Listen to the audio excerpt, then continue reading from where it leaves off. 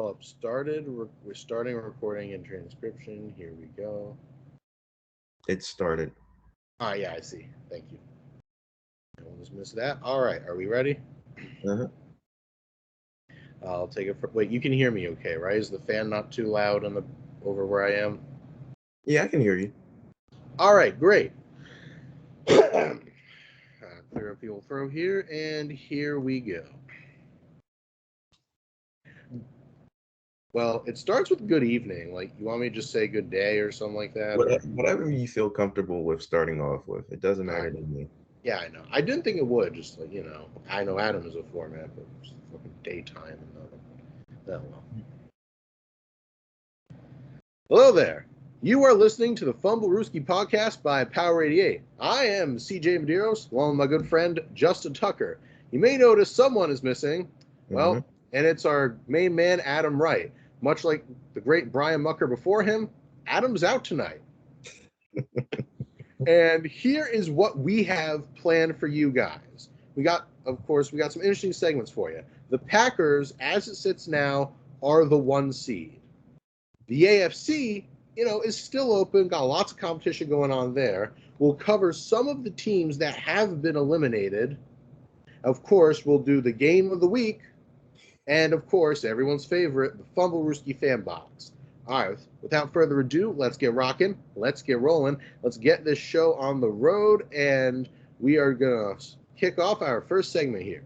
So, Justin, the Cardinals lost on Monday Night Football to the Rams, and that means the Green Bay Packers take the 1 seed. Should Mm-hmm. they possibly be worried about LA and Tampa creeping up on them? Do you think they can retain it? And just what are your thoughts on that? Retain. Are you asking if the Cardinals can retain their spot, or are you asking if the Packers can? I meant, yeah, the Packers. Sorry. I think the Packers can because they have the talent and they have Aaron Rodgers on their team, so it's definitely possible for them to keep that spot. I think the only question is, can they consistently do it? And I think they can. I think they got the Ravens coming up who are riddled with injuries, so they should be able to keep it for at least another week. And then I like their schedule for the rest of the season for them to be like, okay, I could see them ending up as the 1 seed again for the third straight year. So as far as I'm concerned, it's theirs to lose. I think the Cardinals mishandled their opportunity on Monday Night Football. They should. I don't think they should have lost that game, but now that they've lost, they're now taking a back seat to the Packers. And if they have to go up to Green Bay and face them, I don't think they'll win. You know what? I kind of feel the same way. I really do. Because the Cardinals, they've lost to the Rams, they lost to the Packers. These are two of the heavyweights in the NFC. And and I mean, just I feel like this kind of says more about the Cardinals. I don't. I mean, they've beaten some good competition when it comes to like the cream of the crop, the teams that are right on their tier. They just haven't been able to get it done. And when you look at the Packers remaining scheduled, the very injury-plagued Ravens, the Browns that have a million people on the COVID list. Granted, they'll be back, but still, the Browns aren't going to beat that bad man Aaron Rodgers. The Vikings, who, barring another miracle, like in their first game where they played, I don't really see them winning. And then, of course, the lowly Detroit Lions, who just they're not going to win because Detroit. Hmm.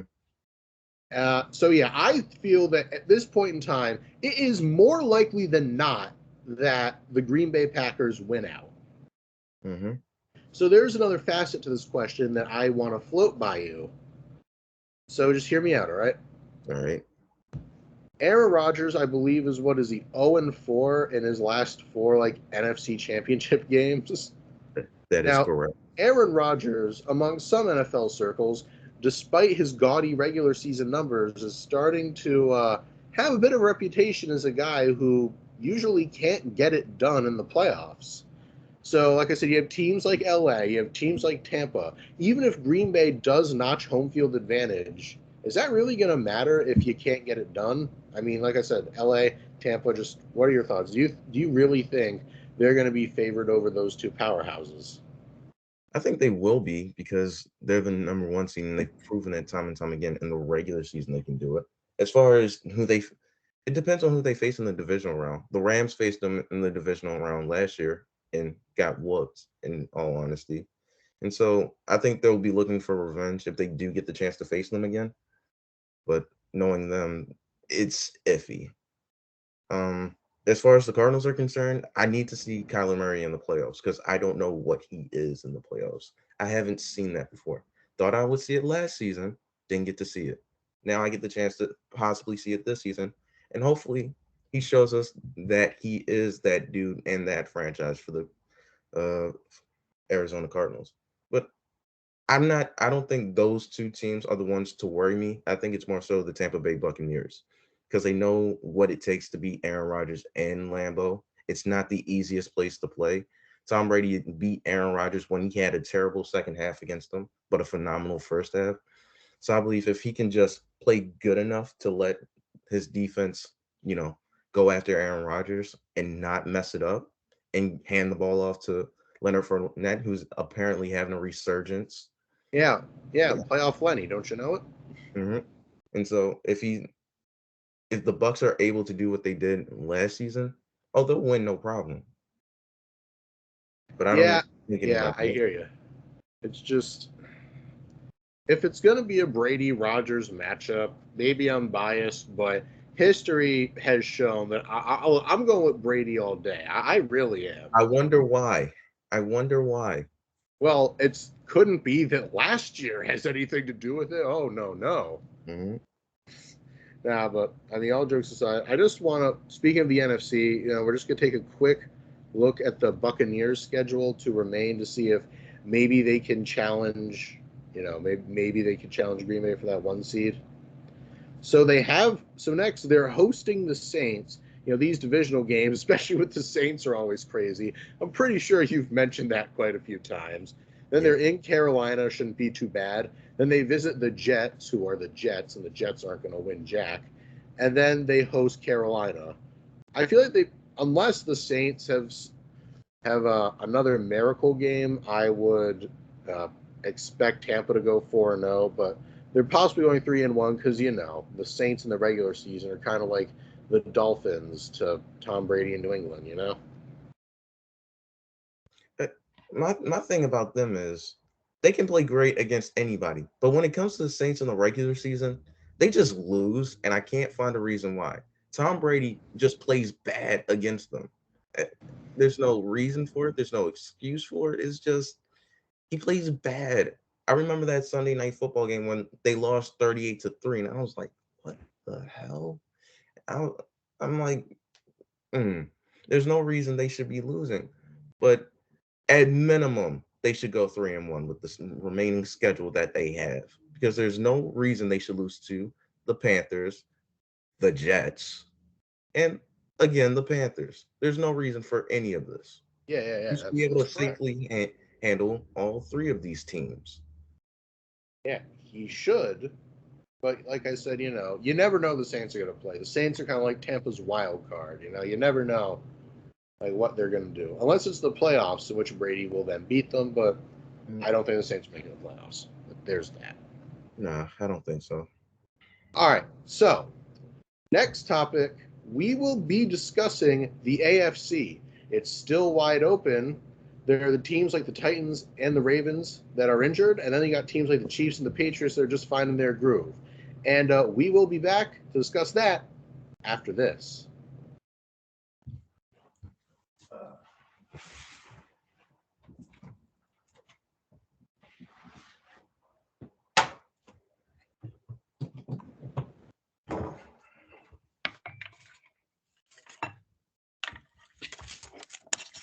All right, and we are back. This is the Fumblerooski podcast by Power 88. I'm CJ Medeiros. No Adam Wright, but I do have my man Justin Tucker. So we're back with it, and the AFC is as open as ever. I already mentioned this, but with the top 4 teams, the Titans and the Ravens, they're injured. And maybe just maybe we can count them out of the Super Bowl race just strictly due to injuries alone. The Chiefs and the Patriots are finding their rhythm and notching a nice win streak. And then you got the Browns, the Chargers, the Bills, Bengals, and Colts all in the thick of it. So, Mhm. Justin, like, what do you like about the AFC, and like, what do you see in these teams? Are more or less like, what are your projections, basically? Let's start with that. First off, what I like about the AFC is how open it is because anybody can get the first seed. I don't care what it looks like right now. It's still wide open. If the Ravens win a game and the Chiefs lose a game, we're ahead of them. And if the Patriots lose twice, we can definitely be ahead of them. Because I could see them losing to Miami and to the Bills, but we'll see. We'll see. Um, I don't like the fact that my team is absolutely abused by injuries. It's ridiculous. Lamar Jackson, please, please not let it be a high ankle sprain. I need you. I need you just to have at least a fighting chance against Green Bay. I need you to at least be safe because if I lose you, it's my hope is gone because I don't have any corners for Devontae Adams. It is what it is. Who I is think your starting corner now, anyway? Anthony Everett and Chris Westry. Those are my two starting corners. Oh, Yeah, I am sorry. it is I what it mean, is. I like Anthony Everett. He got me a pick. I'm hey, happy. you know what? I mean, it's the small victories, Justin, small victories. And if I may, it could be worse. It could be the Lions. I mean, you guys at least have the excuse that you're injured. The Lions don't have an excuse. They're just terrible.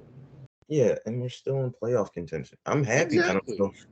My only saving grace is sooner or later the Bengals have to play the Chiefs, so I'm fine with that. I guess my real concern is what will the Patriots do and what will the Chiefs do. I'm not sure Y- if the Chiefs can win out, but I think it'll be close. I think they can win most of their games. I think the Ravens will struggle to win some of these games because we still have to face Green Bay, the Rams, and the Bengals again, and the Steelers, who for some reason Big Ben wakes up to beat us. But all right. Yeah, it's those rivalry games, those divisional rivalry games. They're always unpredictable. And I Yeah. totally get it. That's kind of like New England going into Miami. And no matter how bad Miami is on paper, no matter how injured they are, when we go into Miami, it's a fight, and it shouldn't be. But you know what? Enough about that. So you mentioned the Kansas City Chiefs, Mhm. and we know they're on a they got themselves a bit of a win streak, Yeah. and they just absolutely pounded the Raiders, who, silly us, we once thought were good, never again. And they're coming off wins. Wait, so think about it this way: they are literally on, well, I believe, a 5 to 6 game winning streak. Yeah, Mhm. 6 games, where they beat the Giants, they beat the Packers, they beat the Raiders, they beat the Cowboys, they beat the Broncos, and they beat the Raiders again. Yeah. So they have 4 more games. And here's what we got. They're going to the Chargers, which is basically another home game because the Chargers don't have fans. And we can thank the Spanos family for that. Mhm. Which, I mean, look, I don't care if technically the Chiefs will have home field advantage when they said the Chargers have no fans. That doesn't matter because Justin Herbert is not real. Justin Herbert's just, I love Justin Herbert. I really do. Kid's just Mhm. amazing. Then they host Pittsburgh. I don't know how to feel about Pittsburgh. Big Ben, yes, is rickety and old, but like you said, he can wake up at any given moment. And Pittsburgh does have that high end talent to bail them out. Then they go to Cincy, which I don't expect Cincy to win, but I expect at least be a fight. Two potent teams going up against each other. And then they go in Denver. Now I know Mile High is not an easy place to play, but look, you either have Drew Lock or Teddy checkdowns. So I feel like that would be favorable for Kansas City. And honestly, it's not. I mean, even though they have to play the Chargers still, it's not a stretch to see them winning out. Mhm. My thing with the Chargers and their win streak, some of those wins they didn't deserve. Like the first two you mentioned, the Giants and the Packers, they did not look solid against the Giants, and the Giants let them off the hook. And the Oh Packers yeah, just you're didn't right. have, They only won by 3, and they only beat the Packers by 6. and they didn't have Aaron Rodgers. If they had Aaron Rodgers, that'd be a blowout. Instead of having Jordan Love, it'd be a Yeah. blowout. So the only convincing win I saw, or one of them, was the Raiders. But of course, they Well, all did that to the Raiders. actually, I think it's both Raiders team. I think it was both times. First time they beat the Raiders 41-14, and the second time they beat them 48-9. So I think it's safe to say the Raiders are not that team. Sorry, Yeah. Raider Nation. That's just how it is. It is But what it is. but I mean, I do feel that the start of their win streak when they beat the Giants and the Packers. Look, this is not the Chiefs of yore. All right, it's not. It's not. Those were before, and now they put up 41 points, 19 against the Cowboys, which I don't even know how to address that. Then you got 22 against the Broncos and 48 against the Raiders. Yeah. This is just a very weird team, and contrary to what we would believe, it's their defense that's shaping up and not so much their offense. I mean, it's harder to say that after they just obliterated the Raiders, but look, their defense has been playing actually solid, and they're a lot better than they are on paper. So that's definitely something to look out for. Mm-hmm. And then, of course, let's briefly talk about the New England Patriots, which I know is your favorite subject. But don't worry, Justin, we're going to keep this brief because I like you. So after they marched up and down on the Bills, next they traveled to Indy, which Indy's a very weird team. You never know what you're going to get. You either have Carson Wentz throwing picks like he's Jameis Winston, or you have Jonathan Taylor that's going to march for 5 touchdowns on you. Then they host Buffalo, which I do feel mildly confident about that, seeing as it's in New England. And if Buffalo can't beat us 32 times running the ball, then I don't know what they're going to do with us when we pass. Then we host Jacksonville, which I'm going to cry if we don't win that because Jacksonville. And then we go to Miami, which, as I mentioned, for some reason is never easy. So my gut instinct tells me the Pats might split and go 2-2. But I also believe it's not too much of a stretch to see them winning out. It's possible. I don't think they're gonna, but I feel like 3-1 would work. What do you think? If they go 3-1, I'm not sure that guarantees them the 1 seed. But I think that's a solid record. They'll have a home playoff game, that's for sure. They'll win their division. Yeah. So right now, I'll continue. I'm sorry. But it all depends on what they do against Miami and what they do against the Bills. If they lose those 2 games, then the Bills have a chance to take that from y'all. Yeah, you're right. But I do feel that if we beat the Bills a second time, that all but guarantees us the division. Mm-hmm. So I feel like Bill's a very don't look ahead, one step at a time guy. Mm-hmm. So I feel like at first I don't feel like they're going for the AFC. I mean, they are, but not right now. I feel like their first priority is winning the division. You basically control what you can control. It's always been one of Bill's philosophies, as it were. And before we move on, I do want to talk about some of the teams that are in the hunt. We addressed the Chargers. We kind of talked about the Bills and the Bengals. And we got the Colts and the Browns. What do you think of these teams? Can any of these teams make a surprise run to maybe go to the AFC Championship game, maybe go deep into the playoffs? If it's any of those teams, it's the Colts. They have a good offense and a good defense and a good special teams. They're a much more well-rounded team than when they started off. And Jonathan Taylor's playing like a beast out there. He's like a man amongst boys. So yeah, you're right.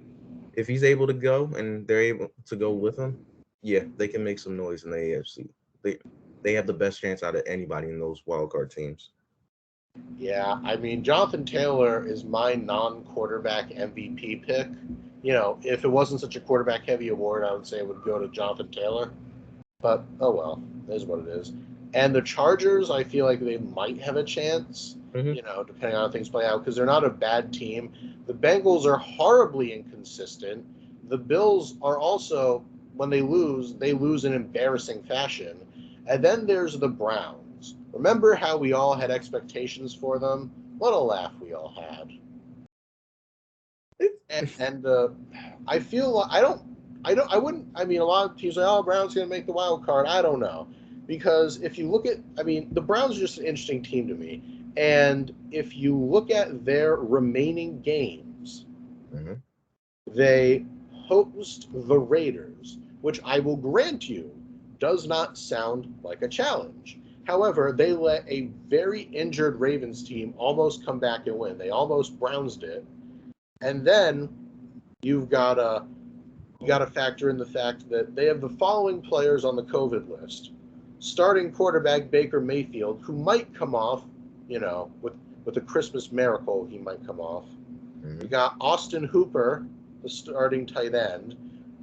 Number one receiver Jarvis Landry, rotating defensive piece Takaris McKinley, two of your starting linemen Wyatt Teller and Jedrick Wills, slot corner Troy Hill, starting strong safety John Johnson III, and rotational piece guard Drew Forbes. These are some big guys they're missing, and if they don't even come back for their next game where they have to venture to Lambeau to play the Packers, Mhm.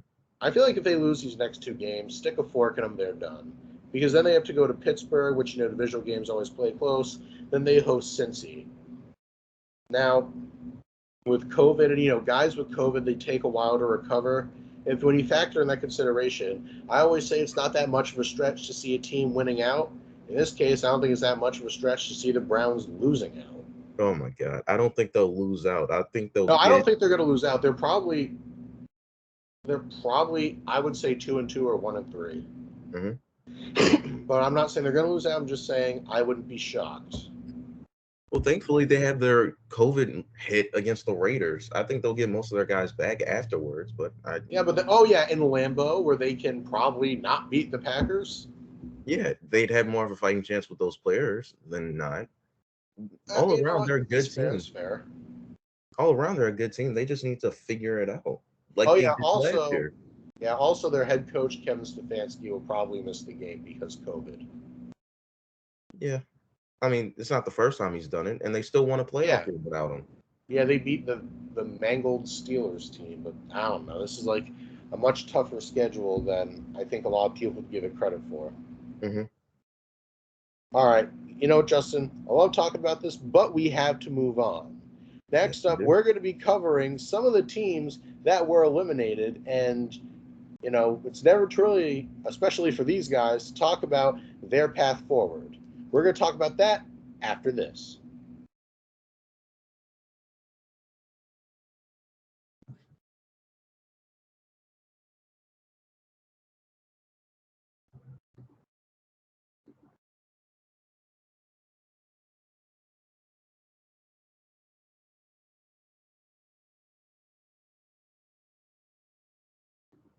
All right. You are listening to the Fumblerooski podcast by Power 88. We're back. I'm CJ Medeiros. Once again, no Adam Wright, but I do have my favorite Ravens fan, Justin Tucker. Mm-hmm. And so, Justin, we're lucky as fans. You mean the Chiefs may be fast encroaching on the Patriots. You may be injured, but we're still near the top of the playoff picture. Yeah. You could be a fan of these four teams, the Lions, the Jaguars, the Texans, and the Jets, who, as it sit right now, were the first four teams eliminated from playoff contention. So I just want to talk about this real quick because rebuilding franchises has always been something that has interested me. Mm-hmm. So with my interest peaked, where do you think they go from here? Let's start with the Lions. Where do you even begin with the Lions? Now, thankfully, they didn't go 0-17 or 0-16-1. They actually got a win against the Vikings, which, to be honest, I don't know how they did that, but they were able to climb back into it and get a victory. So, congratulations to Detroit. But, oh my God, where do you begin? They need quarterback help. They need running back help. They need line help. They need defense help. They need cornerback help because Jeff Okudah is just not doing it. He's injured this year, and last year he didn't look like the guy. Wasn't he injured last year? Yeah, I think he's just having a rough go at it right now. I think if he wasn't in Detroit, he'd be much better, but he's in Detroit, so yeah. I hear you. It's just, first of all, let me just say, they're the Vikings. The Vikings, when they beat the Vikings, they are the Vikings. I mean, nothing ever comes easy for them. Mm-hmm. But the Lions. I think Dan Campbell isn't that bad of a head coach, His scheming isn't terrible. He seems to call the right plays at the right times, but it's his roster. He really doesn't have anyone that can go out there and execute. And outside of like Amon-Ra St. Brown and Quintez Cephas, who has Goff got to throw the ball to? I mean, No, I guess TJ Hawkinson, but Hawkinson just, I don't think, is developing as fast as Lion fans would hope. he's a Pro Bowler. He's fine. Yeah, he's a Pro Bowler, but I would hesitate to, call him a top 5 tight end, which is, the highest tight end drafted well before Kyle Pitts. Yeah, because most of them are in the AFC. That's true. But it's just, I don't know. I mean, DeAndre Swift is fine when he's active, but it's just, the Lions have a lot of retooling to do. And Yeah. if you are familiar with the process, and now the Lions, like 90% chance they end up with the number 1 overall pick. The 2 contenders vying to be number 1 are defensive lineman Aiden Hutchinson and another defensive lineman, Kayvon Thibodeau. Yeah. Can you spot something wrong? The Lions don't exactly need D-line help. They have the Akwara brothers, and they have Trey Flowers. Yeah. I mean, it's not great, but it's not something you spend at number 1 overall. So, like, what do they do? Just play GM here. What would you do? Do you trade out? Like what? Yeah, I'd trade out and get more pieces to for my team. I'm well aware that my team is horrendous, so I need as many picks as I can get to flip them and to get more players. So I trade back and keep trading back until I have enough pieces to where I'm like, okay, well, let's do this thing. Yeah, kind of do it like Miami did last season, where they finagled their way around and got a whole bunch of picks. Yeah. Yeah, I hear you. So, next, let's talk about I was a Pats fan. My favorite punching bag, the New York Jets. Oh, where to begin with them? You know I what? feel You like can they're take it. better. Huh? I feel like they're better than they were last year. Oh, yeah, they are. They are. I mean, Robert Saleh has proven to be a capable head coach. Mm-hmm. Zach Wilson, their quarterback, has been wholly uninspiring. Yeah. The Uh, most generic name in the game, Mike White, looks like a better quarterback than him right now. But Mike White. We all love Mike White. 400 plus yards, and he beat this. They beat the Cincinnati Bengals. How did they do that? I guess any given Sunday, maybe? I don't know. That is the only answer I can think of. Because why? They beat us, and we were like, okay, we're down against them. And then they face the Jets and they lose. And I was like, thank you for making that y'all Super Bowl. Because, holy hell. I don't like, they're a good team. They just need more players and more like personnel around them in order for them to be better. But they're stepping in the right direction. Yeah, I would say they're definitely better than they were last year. The lack of Sam Darnold definitely helps. But there is a piece of very underrated safety by the name of Marcus May, Yeah. who they tagged this offseason. And this season, through his play and everything, it's become abundantly clear Marcus May does not want to be a New York Jet. Yeah. And I'm hearing rumors that if they tag him again, he's going to sit out because he just does not. He wants his money and he doesn't want it from the New York Jets. Mm-hmm. So that's definitely going to be an issue. But the Jets, I believe, have 2 probably early first rounders to play with. They have that and they have Seattle's, I think. Because I know Seattle's not doing well. Because I know they have I know they have 2 first round picks. So we'll leave it at that. So, like, what exactly do you think they should do? Well, I think they should get more line help. And I think they should get like one more solid receiver. I like Elijah Moore, and I think he's coming on strong and as a rookie now. But at the same time, I still think they need another like transcendent weapon to go out and get. I don't care. Yeah, I yeah, don't I care hear if it's you. a running back. I prefer it to be a wide receiver. But I just think that you need to give Zach Wilson another weapon to throw to. Yeah, I mean, they have Corey Davis, they have Elijah Moore. Their tight end is like Tyler Croft. I feel like you're better off addressing that in free agency. Yeah. Hold on. Yeah. But yeah, I mean, but they should have early picked. There's a safety who's really high ranked. I forget his name. I want to say, is it Hamilton? If you know college ball, Yeah, I'm not Kyle missing. Hamilton. Yeah, Kyle Hamilton. I feel like if you lose Marcus May, that's a direction you could go in. You could probably go O line that high because you already have Mekhi Becton, Elijah Vera, and Tucker. So keep Mhm. building that. Just you don't need Wilson to carry a bad team. Just give him pieces. What I feel Mhm. is appropriate at this time. Next up, the Jacksonville Jaguars. Get And rid of their coach. Get rid of their yeah, I coach. was gonna say, Get rid of if I him. do say so myself, He's got to I know go. it's taboo He's that you wasting. never fire a head coach after their first season, but I think it's time to make an exception, don't you? Yeah, he needs to go. Oh my God, he is reckless. It's like, oh, I'm a winner. You all are losers. Why don't you listen to me? Urban, urban, urban, urban. Real winners don't stay and grind on young girls at an Ohio nightclub. That's things winners don't do, Urban. You should go.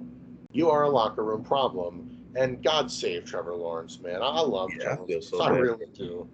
It's He was like, supposed to be rookie of the year, but now they're treating him like this, and it's unfortunate. They benched James Robinson. If they're not going to use James Robinson, uh, the Ravens will take him. We will take him. yeah. I They don't don't care even what have he's doing. We'll ETN take to him. fall back on either. Yeah. He wants to So, use Carlos Hyde. I don't know why, but that's his preference. I think it's because he went to Ohio State. But I'm like, James Robinson is better than him. Just give him the opportunities he deserves. But it's like it is what it is. He needs to go. He is ruining that team. yeah, we need to salvage Trevor Lawrence. We need to salvage ASAP. So let's just say you fire the head coach. Who do you look at to replace him? Ooh, I want to say Eric Bieniemy out of KC? Kansas City, but Yeah. for some reason he just doesn't get the opportunities. I hear he doesn't interview well. That's what they said last season. Mm. Whatever it is, they need offense. I think their defense is fine, even though it could be better. I think it's fine for right now, considering they have no offense. So yeah, I think getting Eric Bieniemy to sit down with Trevor Lawrence and actually coach him, yeah, I think that would do wonders for that team. Yeah. Or if they would like to try their hand at picking another college coach, I would like to say, Ed Orgeron's retiring from LSU. That's a possibility. Although, take it with a grain of salt. I'm a Coach O fan. I really am. hmm I'm taking that with a ton of salt. I don't think that's ever going to happen. Yeah, I know. It's a thought. I mean, if you're the Jags, you can't do much worse. hmm So I feel like you said, the main theme: get T-Law some weapons and save him, because you have a potential franchise quarterback. This kid's the most hyped up prospect since Andrew Luck. You need him. You need him. You need him to be good. And ah, Jags, please don't ruin him. That's all I ask. Although you're already doing a fine job at that already. hmm And now, one last team that I think we should go over is, oh brother, the Houston Texans. This one Oh, the doesn't get any Texans. worse. So, it's the off season. Let's say it's the off season. You're the GM, disgraced patriot and bum drafter Nick Casario. What what do you do? Like, where do you go? I feel that the first order of business would be get rid of Deshaun Watson. So how do They you won't handle do it. that? They won't do it. Yeah, I know, because they want like three first rounders, 2 seconds, and like three players. That's not going to happen. No one player in the league is worth that. If he's the franchise for years to come, I'm not giving him away for peanuts. It's just not going to happen. Yeah, I but want Deshaun doesn't want to be a Texan anymore. That's tough. That is tough. He should have thought about that before we paid him. If I'm the GM and my quarterback doesn't want to play for me, I'm like, that's tough. I ain't gonna move until I get the compensation I want. Now, is it the same compensation the Texans want? No, it's not. But I'm not. Two things. It's hard to move him considering his situation because he's in the middle of a case that if he's guilty of, it's a very bad look. If he's not guilty of, I have to wait until it's over to move him. Even though there were teams that were trying to get to him, It's just that they didn't make a move for him. So it's like, and then you have the rest of the team where, oh brother, players are literally looking to get traded away from that team. Mark Ingram just left to go back to the Saints. Brandon Cooks was pissed off that Mark Ingram was able to leave and yet he couldn't go. Yeah, apparently he wanted to leave and they were trying to trade him, but they wanted a first rounder for him. That Because wasn't I going to heard, happen. yeah, but I heard that I think Chicago might have been interested or something like that. And I think New England might have been interested. Probably. I'd But give that to Mac Jones. but they were really scared away by that first rounder price tag, you know? Yeah, I'm sorry, but I mean, don't I know just don't why. think I love Cooks. I don't think he's worth a first round pick. Do Yeah, you? he's not worth the first round because of the years and because of production wise. I don't think they'll give it to him, even though he's not bad production wise. I just don't think they'll give it to him based on age is the main key. He's like So 29, right? yeah, and that contract is a problem too. Mm-hmm. So it's like they shouldn't. They won't trade players even though they want to leave. And so then the big problem is Deshaun Watson. They're not going to move him. So that means what? Another year of this? Yeah, Hopefully, yeah. hopefully not. They do get rid of him and for a reasonable thing. But until then, it's kind of an unfortunate situation. He should have been gone. But Miami didn't want him because Tua came on stronger. And so they are fine with Tua right now. Yeah, you're right. And if you're the Texans, you gotta swallow your pride and maybe take what you can get for They're him. not going Because to do I know they're not. It's just wishful thinking. But hear me out. that. I'm hearing. That's like 40 mil a year Yeah. sitting on your bench that's not playing for you and that you can't spend. It's just he's literally a $40 million ball and chain. Picture Yeah. this: it's like a ball and chain around your leg. You've got the key to unlock it and free yourself, but you're like, nah, I don't want them. There's no money in it. Like, just Houston, just rip the Band-Aid off now and trade him. You're not going to get what you want. No team would be willing, with a guy like Watson who has off-the-field issues, would be willing to give up not one, not two, but 3 first-round picks, 2 starters, and 2 other picks. No one wants to give that up. And if you No. do, you're a moron. At least A according to moron. me. Well, you don't want to give it up, do That's a you? little facetious. I just don't think he wants to. They want to get rid of him because they're aware of the talent that he is. Yeah, that's true. But honestly, if you're the Texans, I know he's good. When he's healthy, he's a top 5 quarterback. No, he's top 6. Okay, top 6, whatever. Top 10, we can agree on that. Yeah, But I think that's and unfair. you've got yourself a franchise guy who doesn't want to be there. Texans management, if you're listening, which I doubt you are, but if you are, it's just better to rip the Band-Aid off now and trade him. They're not going to listen. Yeah, I know they're not Haven't going been to listening. because Nick Caserio and Jack Easterby have their heads up there, you know where. They're just not. They won't do it. I wish they would. I want to see Deshaun Watson play, but again, he'll sit or he'll man up and play, and I'm not sure he'll do it. I'll know he'll sit. That's what I do know. All right, then. That was a fun discussion. Always lovely talking about the Houston Texans. But we got to keep this train rolling, and we'll be moving right on to segment 4, Sunday's Best, right after this. Mhm.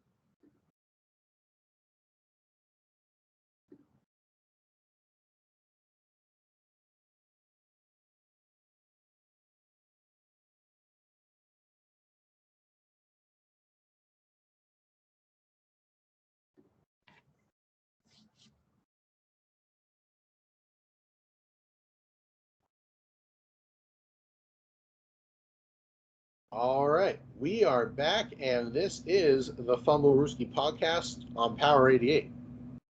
I am CJ Medeiros with the great Justin Tucker, not the Ravens kicker, the better Justin Tucker, my co-host. And like I said, no Adam. We all know Adam's out tonight. Let's get that out of the way. Mhm. And we are back, and we're going to be reviewing Sunday's best Buffalo Bills at Tampa Bay Buccaneers. We all know the song and dance. Tampa dominates early, gets out to an early lead. Buffalo chips away, and eventually they roar back to send the game to overtime. But this is Tom Brady. Overtime Tom Brady is a different animal. He comes in clutch to deliver the win. Justin, what are some immediate takeaways from that game? First off, if I'm the Buccaneers, I'm like strong first half again, struggle to finish in the second half. I know they got the win in the end because Rashad Perriman, who for some reason plays well, except for when he was in Baltimore, but enough on that later. Uh, enough about that. If it wasn't for Rashad Perriman going all the way, we don't know how that situation goes. The fact that they allowed Buffalo to get back into that game, which again shouldn't have happened. They should have been able to beat them in regulation because of the way they were controlling the game almost through 3 quarters. It really angers me that Tom Brady allowed the Bills to get back into it and almost win that game. So at the same time, it's a good win, but it's a bad win too. They needed that one to keep pace with the Packers and Cardinals, but at the same time, it doesn't look that strong when they almost gave up a lead to the Buffalo Bills, who are struggling too. Yeah, Justin Tucker, I couldn't have said it better myself. Look, if you're Tampa, be happy you got the win. But no, Buffalo should not have come back. And I get the Bills are a decent team, but they just shouldn't have been allowed to come back. Can we all agree on that? Mm-hmm. Tampa, you almost fumbled the bag. You didn't. Good for you. But what if it's not the Bills? What if you're playing a team like the Chiefs or the Patriots Mm-hmm. or the Packers or the Rams? You really think they're going to be as unclutch as Buffalo? You really think they're going to be like that? No, I promise you they're not. Mm-hmm. And look, you cannot repeat this mistake. Learn what you can learn from it, but do not do this again.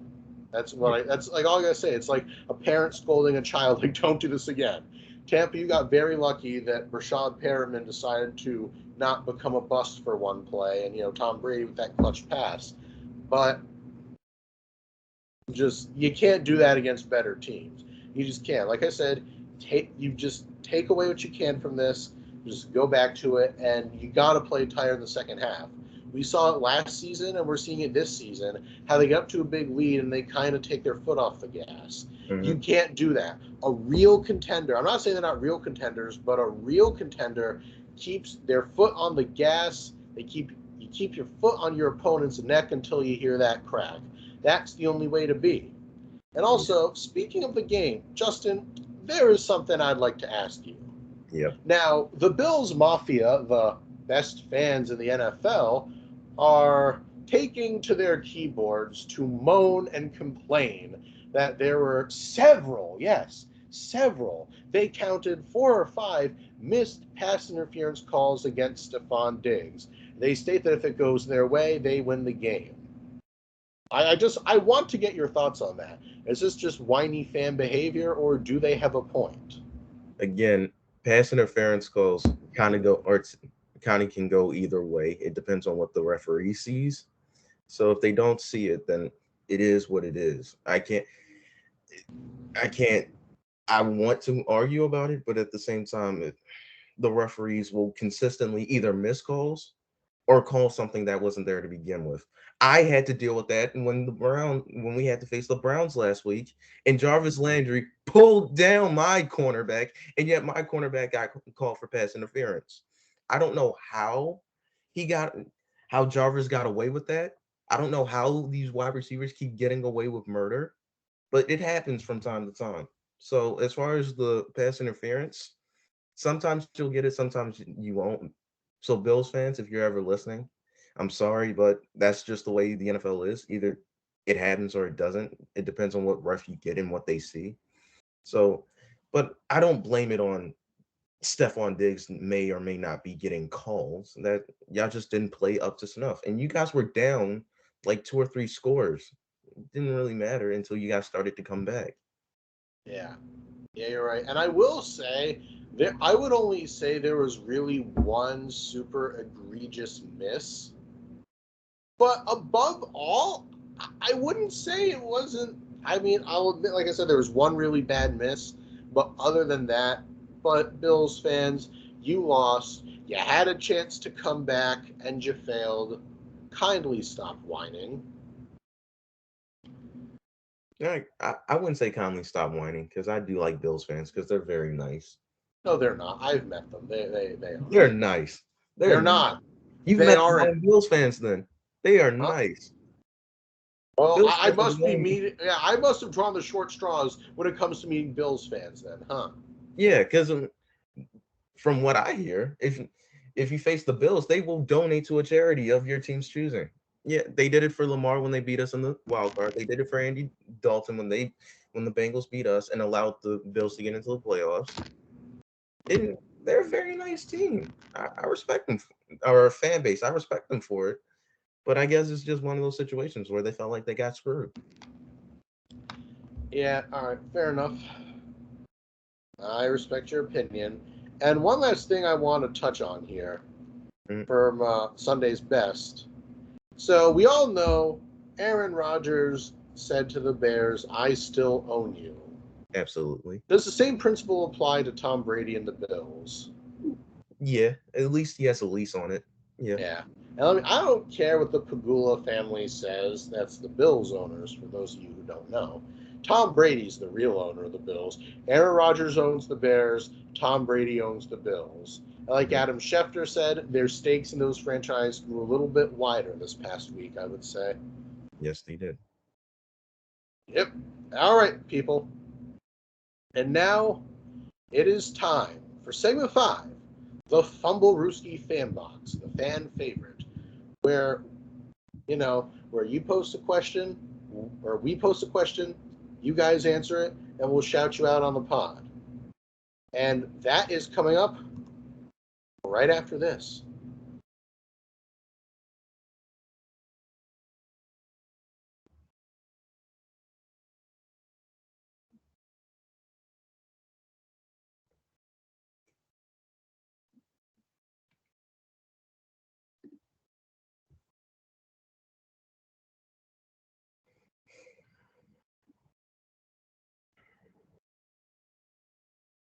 All right. You are listening to the Fumblerooski podcast on Power 88. I am CJ Medeiros, and that guy, that beautiful man right there, that's Justin Tucker. Once again, no Adam Wright. Adam's out tonight. So, and we miss him, but Mhm. the show must go on. And Yes, it now did. it's time for everyone's favorite segment, the Fumblerooski Fan Box.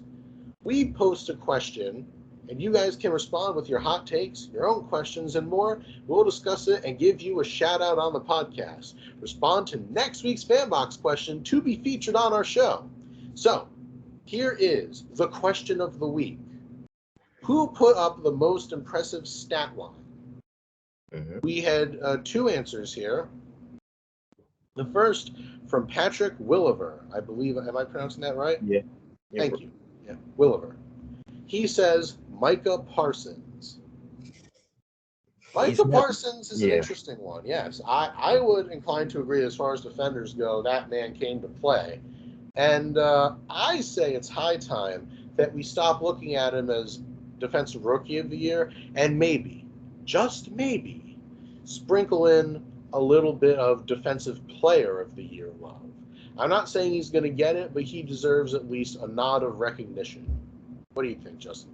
I think he does. I think he's deserved it. He's been one of the bright spot of the Cowboys. I believe he's one of the leaders of the Cowboys already. He's changed that defense from what it was last year to what it is now, and I tip my hat off to him. He's a game changer. Yeah, yeah, you are correct. And I know everybody loves old old Trayvon Diggs. But Micah Parsons, man, that's where it's at. 75 total tackles, 12 sacks as like probably the most versatile linebackers in the league, and 3 forced fumbles. This man is playing on another level. Yeah. And to put in perspective how good he's been playing, Khalil Mack won his MVP in 2016. He's playing better than him right now. Indeed, His he stats is. are better than his. I understand why that might be because Khalil Mack probably had to deal with more double teams at that time than Michael Parsons does, but that's pretty good company to keep for a rookie. Oh, yeah. You are 100% correct. And here's a bit of a history lesson. The last defensive rookie who won Defensive Player of the Year was the Giants' great Lawrence Taylor. So just by even being mentioned the same breath as him, that's a mighty high praise for Michael Parsons. Mm-hmm. So the other response came from Nick Westcoast. He says, and I quote, Kittle or Dalvin Cook. Both were monsters and the reasons their team won. Also, before I hand it off to you, Justin, I want to say in one of my fantasy leagues, the guy I was going up against left Dalvin Cook on his bench. Mm-hmm. Thank you. I salute you. So, Justin, what do you think about Cook and Kittle? I'd prefer Cook over Kittle this week because he had 2 touchdowns and over 200 yards. That's impressive. He was questionable to even play, let alone put up these numbers. He was like, "Oh, I'm going up against Pittsburgh. They're struggling. Let me get that." And he got that. Oh, he definitely got that. All right, 2 touchdowns and over 200 yards rushing, and was a main contributor of why they were able to squeeze out the victory against the Pittsburgh Steelers. So yeah, I think he was the offensive guy as much as Michael Parsons was the defensive guy. Yeah. And I do think that he definitely deserves that nod over George Kittle. But I like George Kittle. I'll give him some love. Kittle did have a season high 13 catches for a season second best 151 yards and a touchdown on top of it. So, like I said, I'll give him love. I will. Kittle was also great, but Dalvin Cook, I think, definitely kind of gets the nod over Kittle. Kind of like how Parsons gets the nod over every other defender. Mm-hmm. But it's still not bad for Kittle to have back-to-back weeks of over 100 plus yards. Yep, you're right. 150 plus yards. My bad. Quite right. Quite Mm-hmm. right. So yeah, that'll do it for the Fumblerooski fan box. And yeah, a bit of a light one this week. We'll try to think of something else next week. So before we head out, Justin, do you have anything that you would like to tack on? Something that we something that we maybe didn't discuss. Now No, is your chance. other than my struggles as a Ravens fan dealing with injuries, and God help us if Devontae Adams is playing. Yeah, no, I have nothing else to say. Yep. Yeah, man. I am truly sorry about that. It is what it is. It's the schedule. Yeah, man. I hear you. I mean, the Pats have been there before, and but like I said before, at least you can maybe take some comfort in the fact that you're not actually a bad team, just injuries. And you're what, 9-4 or something like that? We're 8-5. 8-5. Yeah, that's not terrible. Yep. So, like I said, you can just hang your hat on that. I mean, maybe not. Maybe you're not going to the Super Bowl, but you guys will definitely be back next year. You have a bright future. I hope so. Yeah. Let's not jinx anything. All right, guys. That's going to do it for now. Thank you for listening to us. Make sure you subscribe to our YouTube channel. Check us out on Spotify, Spreaker, and Google Podcasts. Also, if you're not already, make sure to follow our Instagram at Fumblerooski_podcast to keep up with our podcast and the latest coverage on the NFL. Sorry. The latest coverage on the NFL. Please follow our podcast. Once again, that is at Fumblerooski_podcast on Instagram. Please drop a follow. We would greatly appreciate it. Yes. Otherwise, we will see you next week. Over and out. Bye.